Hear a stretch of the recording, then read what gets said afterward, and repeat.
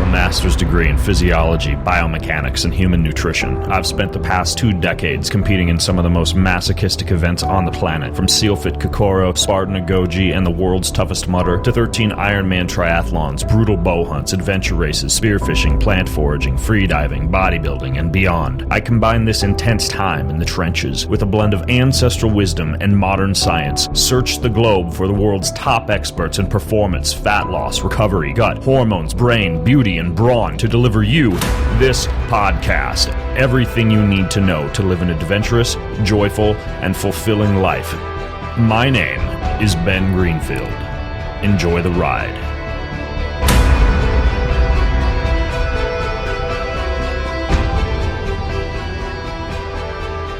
Hey, what's up? It's Ben Greenfield. If I sound a little funky or the audio sounds a little funky, it's because I'm snowed in New York City.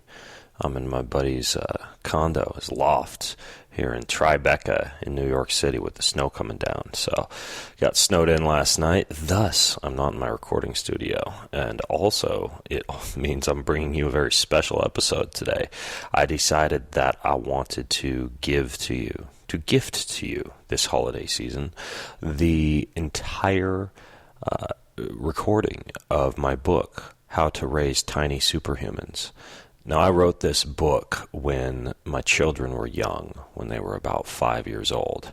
I in no way profess to be the ultimate parent. As a matter of fact, the one area that I question myself in most is my ability to be a good father. That's what leaves me awake at night sometimes. That's my pain point. That's the area where I lack confidence every day. I ask myself, have I been the father that I want my kids to grow up and remember fondly? And every day I feel like I fall short. I wanted to share that with you because I don't think I'll ever think I'm the perfect parent, and I think that's what continues to drive me to discover everything I can about not only how to raise healthy, young, resilient children, but how to develop amazing relationships with them. So this book, being something that I wrote when the children were 5, contains a lot of tips for babies, for parents of young children. But interestingly, a lot of these concepts, from biomechanics to exercise to the hygiene hypothesis to many of the things you're about to hear, also work for adults. So this is something that even if you don't have kids, I think you're going to get a lot out of. And this is also something I'd recommend you send to someone you know who does have kids or is planning on having kids or wish they had kids, because many of these concepts can even increase fertility. So hopefully you get something out of today's show. I really thought this would be a special one to give to you. Take a sip of my coffee here. This is not Keon coffee. This is the coffee from the Laughing Man coffee shop down the street. But you can get yourself some of the fantastic, pure, antioxidant-rich Keon coffee that I have available for you over at getkeon.com. But here's the deal. There's a Black Friday. You knew it. You knew I'd do a Black Friday. Right now, when you're listening to this, Black Friday is just a few days off. But what I've got for you is I have a coffee package, a special coffee package you can go check out at getkeon.com, where you get over 20% off of your order. I've got a recovery bundle that I put together, which are very pure amino acids. Keon Flex, which is the most potent super fuel for your joints that you can put into your body. Everything I've been able to discover to assist with joint inflammation and recovery is in Keon Flex.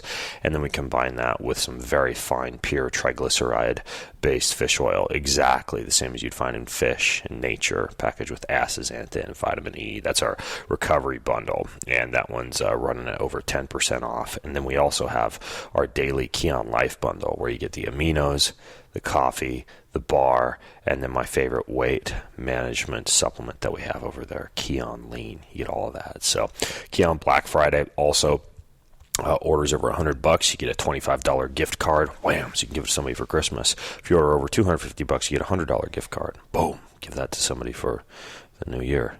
Give it to somebody different than the one that you gave for Christmas. I digress. GetKeon.com. more Black Friday specials than the ones I just mentioned, but that's where you can get started. One other Black Friday that I wanted to tell you about was my friends over at On It. Starting on Thanksgiving, they're going to do their biggest sale of the year with their deepest discounts. Their Nootropic Alpha Brain, their All Marvel and Star Wars fitness equipment. They're also giving free shipping for Thanksgiving. They've got 25% off of many of their supplements, 18% off their fitness gear, 20% off some of their functional foods, 50% off DVDs and books, 30% off their cool clothing. And in addition to the massive price cuts, the more you buy, the more awesomeness you unlock. They're giving a $10 coupon, free shipping, and premium free gifts available all year. So here's the deal. This is On It. You can go to onnit.com. That's onnit.com/black-friday. That's onnit.com/black-friday. The free gifts and the doorbuster deals are in limited supply, so you just might miss out if you don't get over there. So check that out. Few Black Friday deals for you.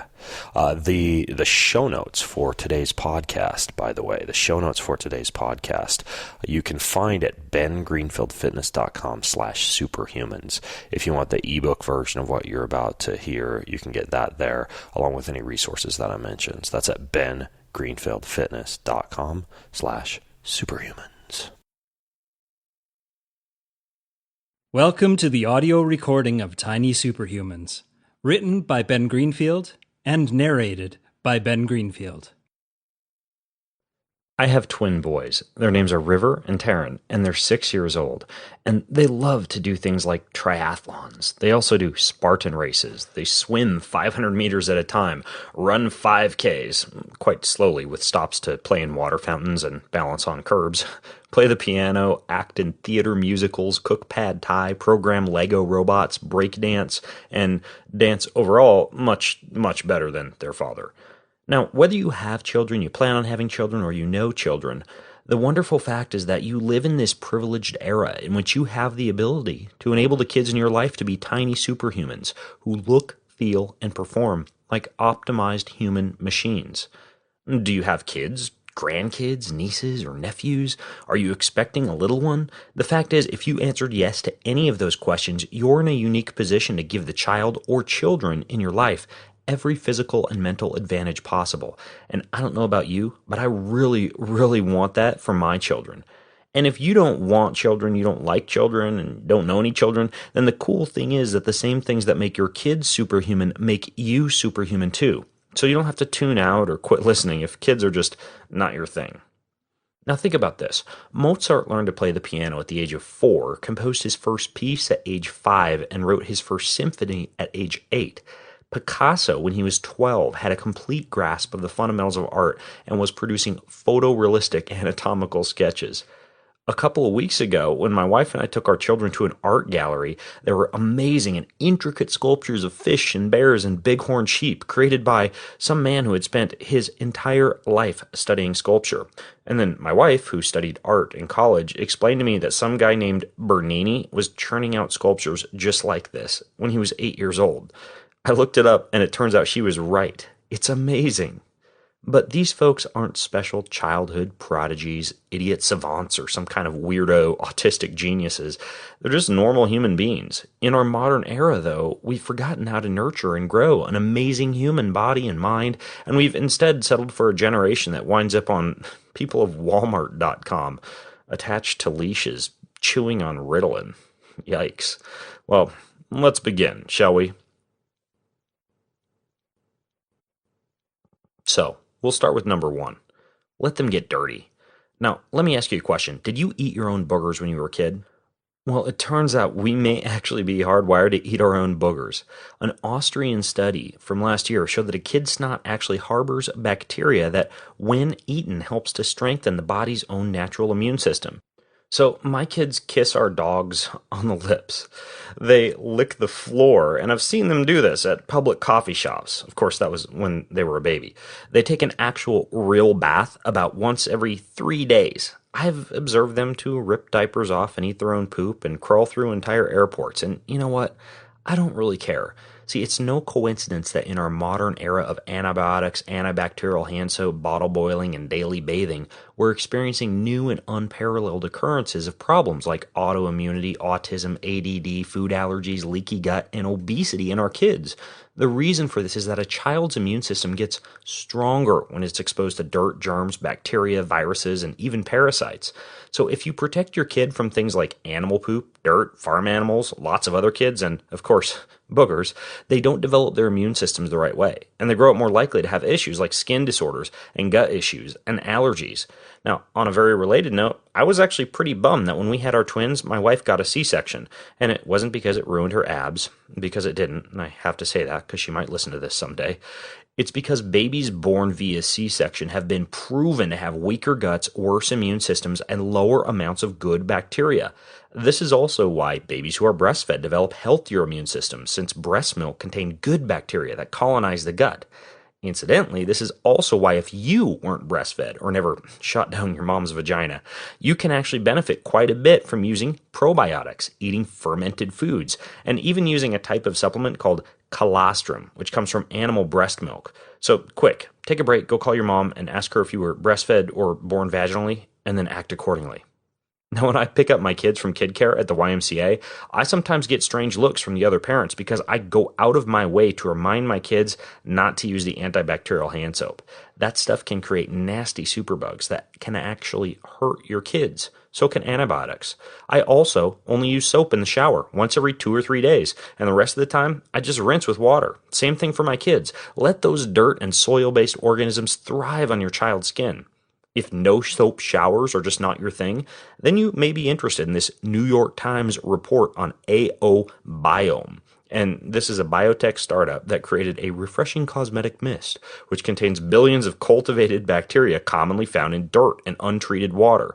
So now you can basically pay for an expensive skin cosmetic to get the same thing you'd basically get from rolling around in your lawn. So how else can you get your kids dirty? Well, consider that kids who grew up on farms and in large families have been shown to have stronger immune systems. So go get a horse. Oh, I'm just kidding. You don't have to get a horse or chickens, but you should let your kids have pets that they can get down and dirty with. And if a dog or a cat or guinea pig or hermit crab or goldfish or snake or tarantula isn't an option for you, I did have a tarantula when I was a kid, by the way, then at least let your kids play with as many other kids as possible. And by the way, have you ever eaten natto? It's this slimy, snotty, gooey, fermented soybean mix, and most of them come in this little white cup with an orange Japanese cartoon character on the side. Just the other morning, I walked in on my son Taryn eating a giant spoonful of this natto stuff he had found in a container in the fridge. It appeared he had dumped a little organic ketchup on there. Now, I personally prefer natto with a little white rice and mustard, but to each their own. And natto is a fantastic, dirty food. My kids eat lots of other fermented, bacteria-rich foods too, like kimchi, sauerkraut, kefir, yogurt, and kombucha. Your kids should do the same, and you should too. That's all bacteria. It's dirty, and it's awesome for you. So, speaking of eating weird foods, let's take this one step further. Let your kids eat lots of fat, too. Now, my kids eat bone marrow. Bone marrow is chock full of healthy fats, DHA, and fat-soluble vitamins, which are all incredibly important for your kid's brain, hormones, and nervous system. In her book, Deep Nutrition, Kate Shanahan, who works with the LA Lakers professional basketball team, outlines 4 important factors that have been proven to determine beauty and symmetry in facial development of babies and kids. Those 4 factors are vitamin A, D, E, and K. And you know what makes all those vitamins similar? That's right, they're all fat-soluble vitamins. Let's take vitamin K2, for example. It keeps kids from getting calcified growth plates. Calcified growth plates will stunt the kid's growth, but K2 is only found in animal-based fats that kids are rarely eating these days. So my kids drink bone broth, they eat sardines out of the can, and drink the oil. They consume plenty of egg yolks, and they eat grass-fed butter. You know how walnuts are shaped like little brains? Those are also really good for your child's brain. My kids have a big handful of raw walnuts every morning, right before they eat eggs scrambled in bacon fat. So what should your children not eat, and what do I keep my kids away from? Well, they shouldn't eat egg whites, they shouldn't eat fat-free cereals, and they shouldn't eat low-fat yogurt. They should eat brain food instead. Incidentally, this is also why I personally test my blood 4 times a year to make sure my total cholesterol stays above 200. Because I know, as author Nora Gudgaudas points out in her book Primal Body, Primal Mind, that cholesterol below 200 is actually associated with low IQ. And by the way, kids who have low intake of essential fats also have higher levels of ADD, autism, and aggression. But some aggression is actually okay, which leads me to point number 3. Let your kids fight. Now, at home, we have this game we play with my kids. It's called Takedown. I get down into a low squat position, and then my boys run at me and try to take me down. Another game we play is I lie down on the ground on my stomach, and both my boys get on top of me, and my task is I simply have to try to throw them and their friends off and stand up. And then, of course, we play the one where I put the Rocky III soundtrack on Pandora streaming radio, and we just fight for rounds until we're all exhausted. Anything kind of goes, although the boys know that if they bite, scratch, claw, or go for any cheap shots, that it hurts daddy. Roughhousing and fighting is so important for your kids. It teaches them how to adapt quickly to unpredictable situations. It teaches them how to deal with pain and discomfort, and even losing sometimes, especially if you don't always let them win, which you shouldn't do. And how about this? Did you know that the amount of roughhousing that kids do actually predicts their achievement in first grade better than their kindergarten score tests do?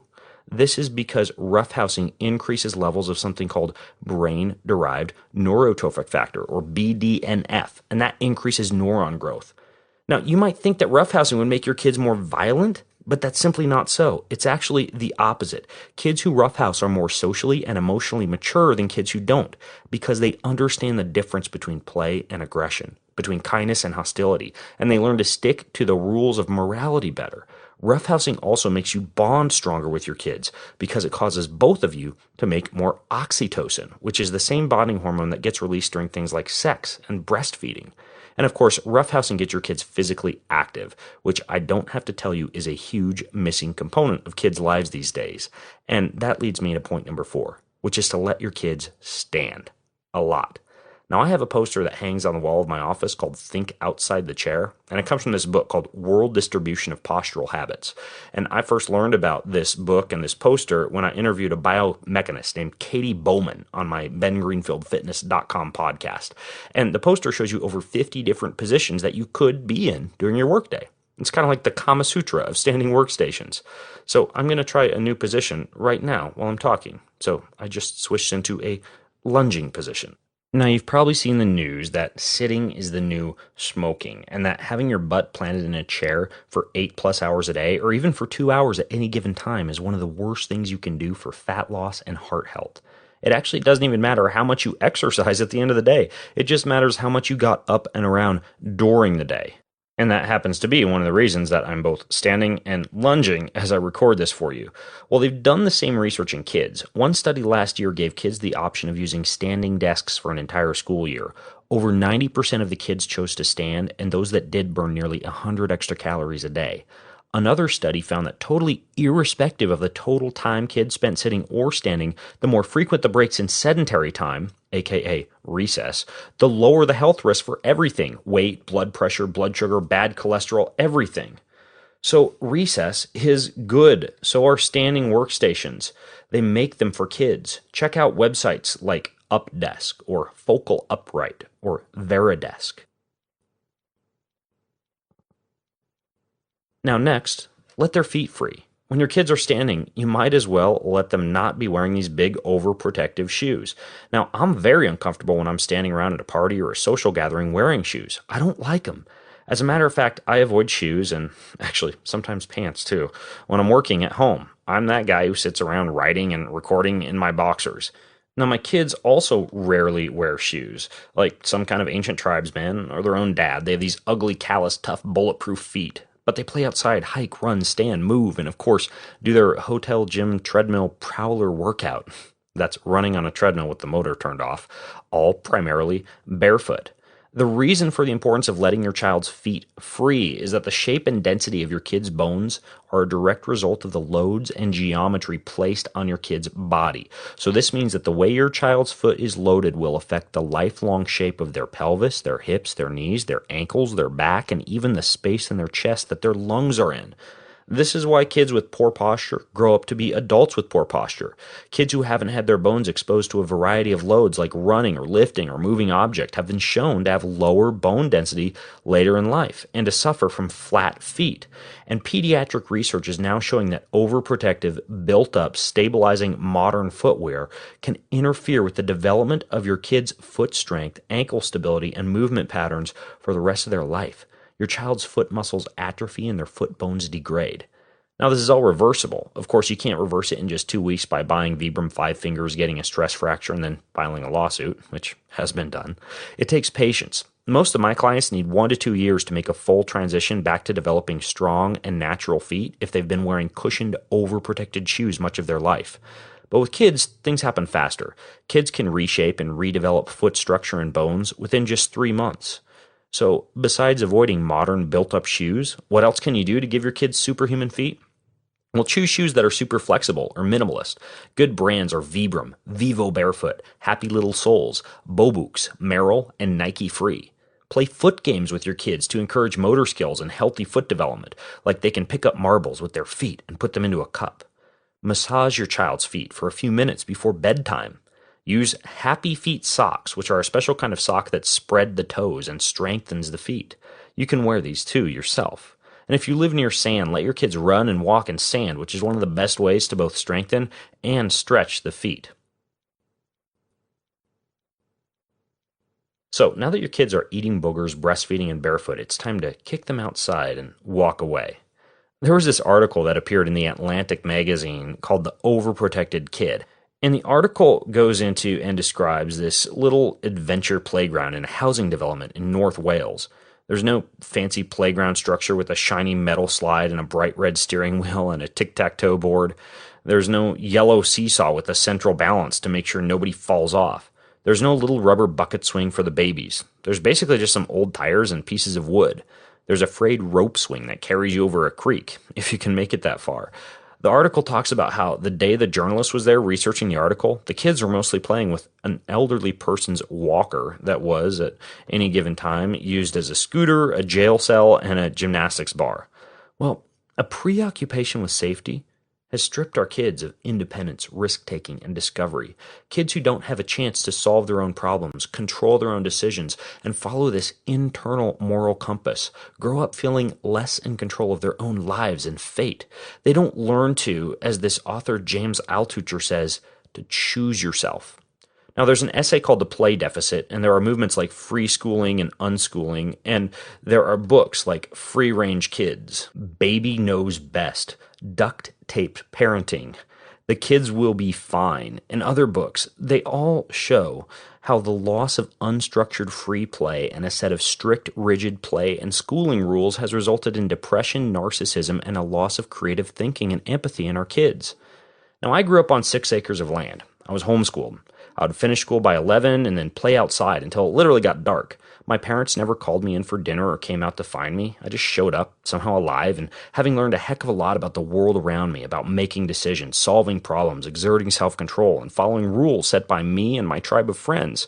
And look at me. I'm pretty messed up, but I'm at least still alive and doing what I passionately love, which is mostly still just playing outside. Now, my kids are now growing up on 10 acres of land. We do the same thing. We just kick them out the door, and they go. Their exercise and physical activity isn't always supervised by a soccer coach and sidelined, and their playground isn't always lined with fences and that special soft rubber gravel substitute stuff. Of course, we try to make sure there's no major hazards like mountain lions and bear traps in the general vicinity our kids are playing in, but we also understand that there's a big difference between avoiding major hazards and having our kids grow up in a protected bubble. See, growing tiny superhumans isn't about creating perfect kids. It's about creating resilient, free-thinking, free-spirited kids who can survive in unpredictable situations, and who perhaps even think beyond the realm of growing up to be a factory worker or drone, completely void of creativity. Hey, I want to interrupt today's show to tell you about this stuff called Omax 3 Ultra Pure. This is a fish oil supplement, but it's very pure. A lot of fish oils, you look at them and they don't pass what's called the freezer test challenge. That means if you freeze them, they'll get cloudy, and that's all the filler. But the Omax 3 soft gel remains totally clear. You get no fish burps at all from it, and they go through this really intense distillation process over in Europe. Remove saturated fats, toxins, PCBs, so all you're left with are ultra pure omega-3 fatty acids. They have actually sold over 500,000 boxes of this ultra pure Omax because it's kind of building up this cult following. So all the cool kids are taking this one. Anyways, though, what they're offering all my listeners is 60% off a 1-month supply. 60%, you heard me right. Plus free shipping and a 60-day money-back guarantee. And to get that, you just go to tryomax.com. That's tryomax.com/Ben. Tryomax.com/Ben. And when you go to tryomax.com, it gives you 60% off a 1-month supply, and you can try the most trusted omega-3 on the market today. So tryomax.com/Ben. This podcast is also brought to you by what I use nearly every day at my house, the detox from heavy metals, chemicals, and toxins to relieve pain and stiffness, to sleep better when I go in there at night. You guessed it, it's an infrared sauna. And there's even the Finnish study that found that regular sauna use, getting there about 4 or 5 times a week, not only decreases CRP, which is your main biomarker for inflammation, but just 4 of the 20-minute sessions a week reduces the risk for cardiovascular disease and all-cause mortality and Alzheimer's. That was a dry sauna. I would say that the benefits of a near-infrared, mid-infrared, and far-infrared sauna, you get all 3 in a clear light, go far above and beyond what we get out of a dry sauna. So it's also low EMF. Most saunas, infrared saunas specifically, frickin' microwave you. This one does not. The one that I use is called the Sanctuary. The Sanctuary. I like it because I can create an open space in there for yoga or swinging kettlebells and spazzing out. It's a great little sauna. Big sauna, actually. So you can see all the clear light, they call them the jacuzzi series, the clear light jacuzzi saunas at healwithheat.com. Healwithheat.com. If you use code Ben, you get $500 off and a free gift. So you go to healwithheat.com. You can also check them out on Instagram. They have a good Instagram handle. It's at Clearlight Saunas, or healwithheat.com, and use code Ben. So next is let your kids join in. Now, there was this very interesting study done at the University of Essex, and in the study they asked kids to rate how active they thought their parents were. Then they had those kids complete a test of their own cardio fitness, in this case a bleep test, where a loud bleep sounds, you run about 20 meters, and the bleep sounds again, and you run again, basically running back and forth with increasingly shorter recovery times until you're completely exhausted. What researchers found was that how well a kid did on a bleep test was directly influenced by how active and fit that child perceived their parents to be. In other words, the fitter and more physically active your kid thinks you are, the fitter and more physically active your kid will be. So how can you include your kids in your workouts? Well, we do push-ups, bodyweight squats, crawls, crab walks, overhead presses, and hill sprints with our kids wrapped around our backs, torso, and chests. Obviously, if your child is 15 years old, this may be a fast track to a hernia. But if you've got young children, you can simply use them as your weights, and they love it. And you get more of that oxytocin release I mentioned earlier, too.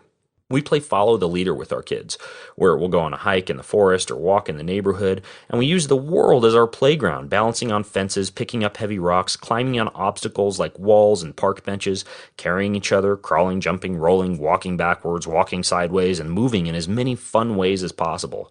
I even swim with my kids on my back, especially when we're traveling as a family and at these short little hotel pools.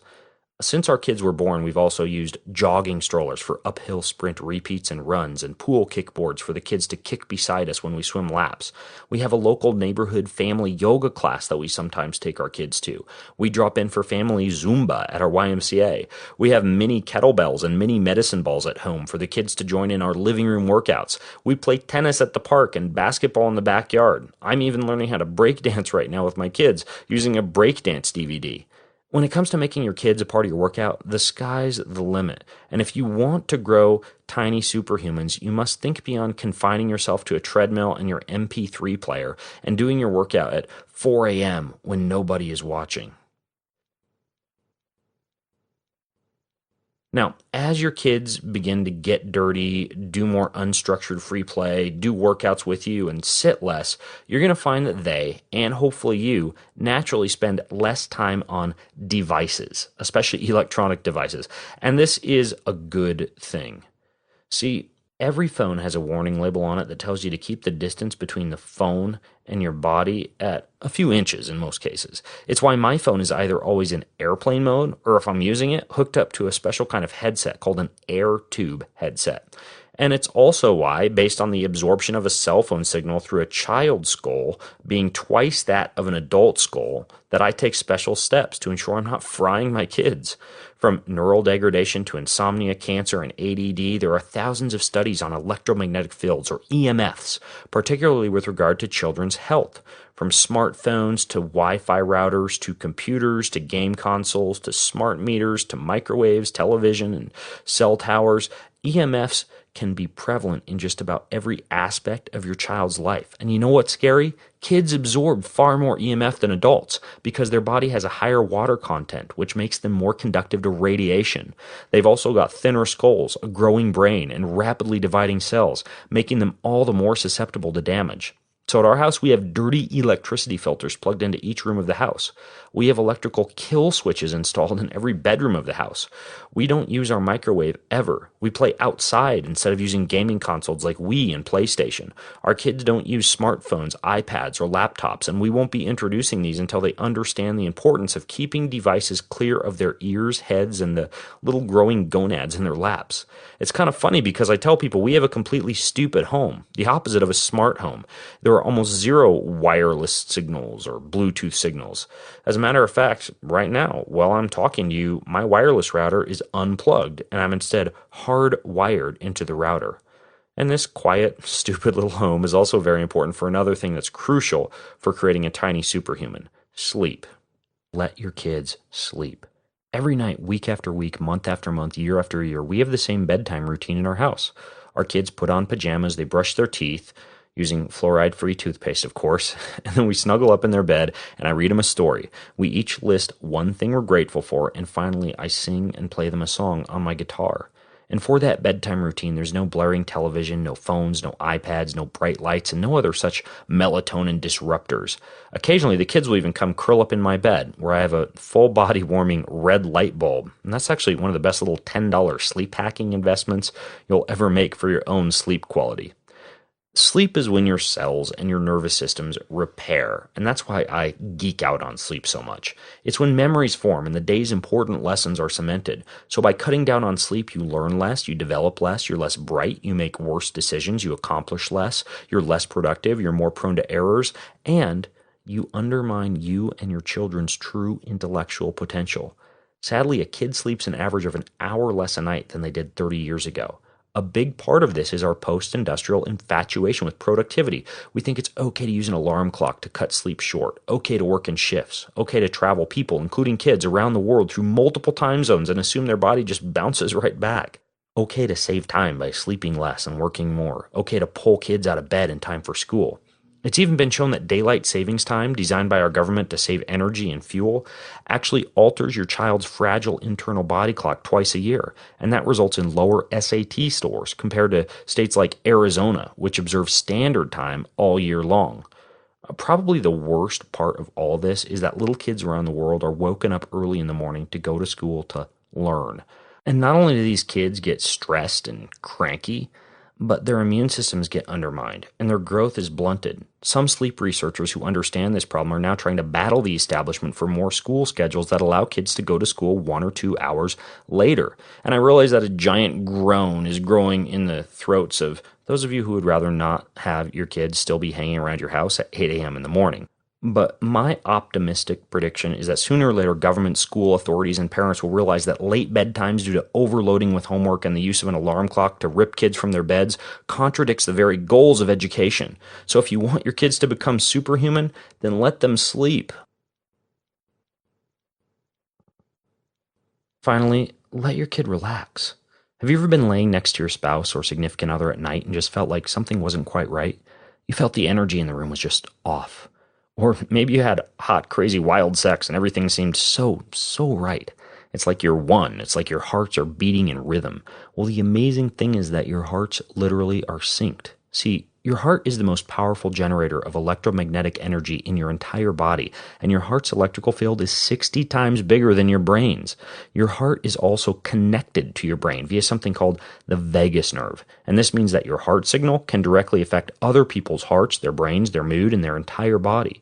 This also means that an intimate connection of heart-brain synchronization can occur between two people, or even between a person and an animal. Your heart's electrical field extends out in all directions in space around you, and it touches anyone or anything within 8 to 10 feet of where you're sitting right now.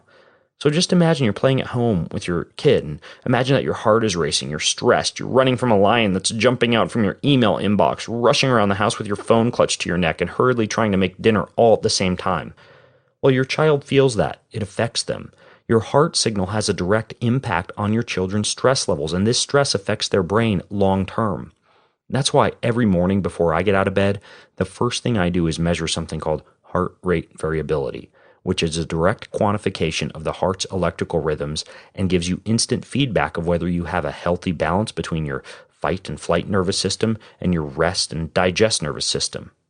And if my heart is out of balance, I don't get out of bed till I've fixed it, because I know it affects my family, my kids, it even affects my dog. If I find myself engaged in shallow chest breathing or irritable or moody or rushed or stressed during the workday, I stop again and fix the imbalance. I have a home office, and I know that if I'm stressed and if my children are in the vicinity, they can instantly sense that without me saying a thing. It's just the way us humans are wired. So, do you want to know how to instantly fix stress and bring your heart's electrical rhythms back into balance? Well, it's done via something called the quick coherence technique. You can easily teach it to your kids, and I'll teach it to you right now. Do you want to learn it? Okay, let's do this. Close your eyes. Okay, good. Now, with your eyes closed, breathe. Deep nasal breathing, deep from your belly. And first, focus your attention on the area around your heart, the area in the center of your chest. If you want, you can place your hand over the center of your chest to help keep your attention in your heart area.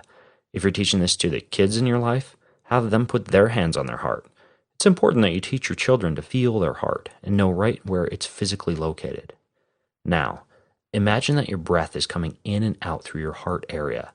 Just find that natural breathing rhythm that feels good to you. And every breath is coming in and out through that heart area. Every breath of oxygen feeding right into your heart. Next, think of a positive feeling. Let's get even more specific. Think of a child in your life, your son, your daughter, your niece, your nephew, your grandkid. Imagine their face, their laugh, their smile. Imagine their soft hair up against your cheeks as you snuggle them. Hold them tight. Feel their smooth skin. And let those positive emotions wash over you, and breathe those emotions. Feel those emotions going straight into your heart. Now when you're ready, open your eyes. What you've just learned, you can do anytime, any place. You can teach yourself to achieve that feeling within just 10 seconds. It's the most powerful, stress-reducing relaxation technique I can give you. And better yet, if you take just one thing from this recording, go to the child in your life and teach that technique to them. Give them that gift, and they will become superhuman. And I hope you will too. Thanks for listening. Want more? Go to bengreenfieldfitness.com, where you can subscribe to my information-packed and entertaining newsletter, and click the link up on the right-hand side of that webpage that says Ben Recommends, where you'll see a full list of everything I've ever recommended to enhance your body and your brain. Finally, to get your hands on all of the unique supplement formulations that I personally develop, you can visit the website of my company, Kion, at getkion.com. That's getkion.com.